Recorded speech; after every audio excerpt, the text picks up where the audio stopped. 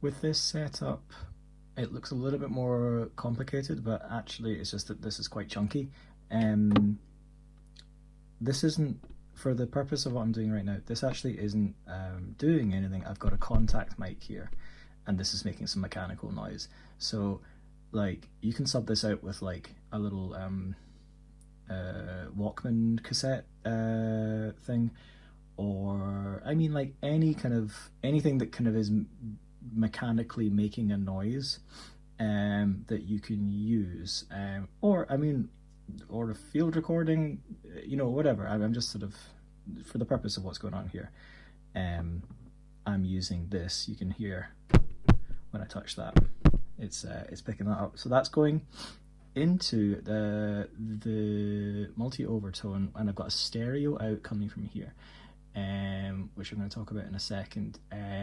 But just when I hit play here, all that's really doing is the contact mic is picking up the mechanical noise. And it could well be that there's actually a better mic placement than where I had that.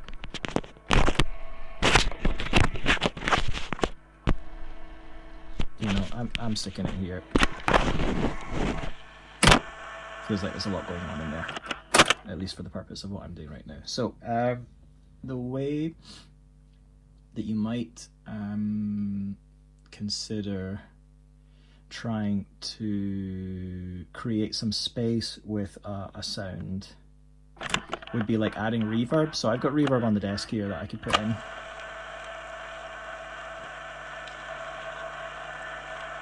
So that already gives that a bit of space. I quite like the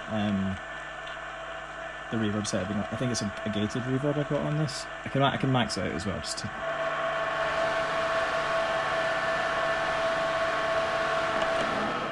give an extreme example. Yeah, see here that like that's where you really notice that gated reverb there. So I mean, there's things to kind of play around with there, which can be quite good fun. And even on this thing, specific to this tape recorder, there's a number of ways I can change the mechanical sound, whether it is putting on pause, playing it but like at different speeds, and kind of, as I pointed out before, the contact mic placement as well, all kind of like relatively important here. But what I'm going to do is actually put it through the multi-overtone to create a different sort of space here, because it's got the stereo out. I'll mess about with some of the controls, and hopefully you'll be able to hear what's going on here. So I'm going to engage it and bring the balance in.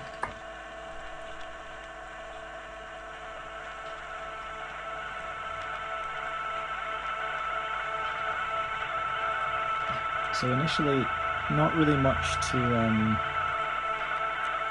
take note of for the space, but it's when I start using the detune dial that things start getting a bit more interesting. You can start hearing it occupying different space if you're listening with headphones. Like, it just starts, you know, I wonder how extreme I can do with this. And this is a bit of a kind of pulse to it now. For a full balance here. Maybe even.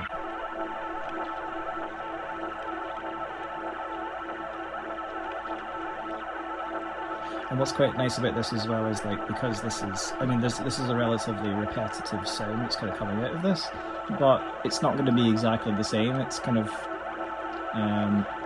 different to a loop. There's other stuff that can kind of come in that might happen. It might just kind of, it's going to be fairly consistent, but you can kind of,